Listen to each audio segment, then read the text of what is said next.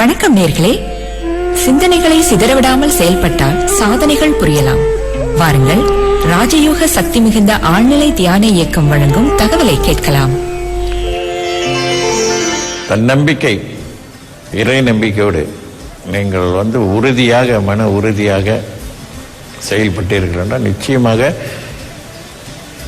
வாழ்க்கையில் நினைப்பது போல் வாழ முடியும். ஆக சிலருக்கு இந்த தன்னம்பிக்கை என்பதே மிக குறைவாக இருக்கும். ஏன்னு கேட்டால் அவங்க வாழ்க்கையில் எதை நினைத்தாலும் தோல்வியாகவே இருந்துகிட்டு இருக்கும். இல்லைப்பா நானும் தான் முயற்சி செய்கிறேன் அப்படின்னு. சிலர் தன்னம்பிக்கையை பற்றி ரொம்ப பேசுவாங்க, ஆனால் அவங்களுக்கு தன்னம்பிக்கை என்பதே இருக்காது. அந்த மாதிரி உள்ளவர்கள்லாம் இருக்காங்க. அடுத்தவங்களுக்கு அறிவுரை சொல்வது, தன்னம்பிக்கையோட இப்படி இருக்கணும் அப்படி இருக்கணும். அவங்க வாழ்க்கையில் ஒரு சின்ன விஷயம் வந்துச்சுன்னா போதும், பதறி போயிடுவாங்க. அப்படியே என்ன செய்யறது எது செய்யறதுன்னே தெரியாது. அது என்ன அர்த்தம்னா, அது எதை காட்டுகிறது, எதை குறிக்கிறது என்று பார்த்தீங்கன்னா தன்னம்பிக்கை இல்லைன்னு அர்த்தம். தன்னம்பிக்கை இருப்பது போல அவங்க பாவனை செஞ்சிருக்கிறார்கள்.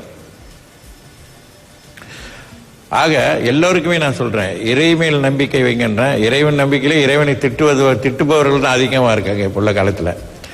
என்னது நம்ம எப்படி இருக்கோம், அவன் இவ்வளோ இதாக கெட்டவங்களா இருக்காங்க, அப்படி இருக்காங்க இப்படி இருக்காங்க, அவங்க நல்லா வாழ்றாங்க, நம்ம வாழ்க்கையில் இப்படிலாம் நடந்துக்கிட்டு இருக்கு அப்படின்னு சொல்லிட்டு திட்டக்கூடியவர்கள் தான் நிறையா இருக்காங்க. கேட்ட உடனே கொடுக்க மாட்டாங்க, செய்ய மாட்டாங்க அப்படின்னு. அது அவர் உரிமை அல்லவா. இறைவன்கிட்ட தான் நம்ம போய் கேட்கணும் நம்ம கஷ்டத்தை. அப்போ யாருக்கிட்ட தான் போய் சொல்றது? தீர்த்து வைக்கக்கூடியவர்கள் யாராவது இருந்தாங்கன்னா நம்ம சொல்லி தீர்த்துக்கலாம். தீர்த்து வைக்க முடியல அப்படின்னா இறைவன் இடத்துல தான் செல்ல வேண்டும். ஒரு நம்பிக்கை தன்னம்பிக்கையை ஏற்படுத்தி விடும், தன்னம்பிக்கை இறை நம்பிக்கையை ஏற்படுத்தி விடும். அதுக்கு தான் மனிதன் குரு அவசியம் என்று சொல்லப்படுகிறது. வாழ்க்கை என்றாலே ஒரு போராட்டம் நிறைந்தது தான் வாழ்க்கை.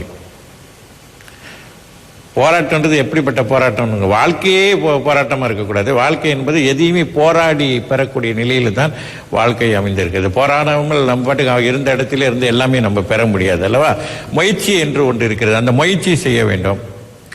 அப்படி முயற்சி செய்யும் பொழுது சில போராட்டங்களும் சில தோல்விகளும் சந்திக்க நேரிடும், சில இடையூறுகளும். இதெல்லாம் பொருட்படுத்தாமல் உறுதியாக தன்னம்பிக்கை இறை நம்பிக்கை என்பது ரொம்ப முக்கியம். இல்ல யோக சக்தி மேல் நம்பிக்கை வைங்க.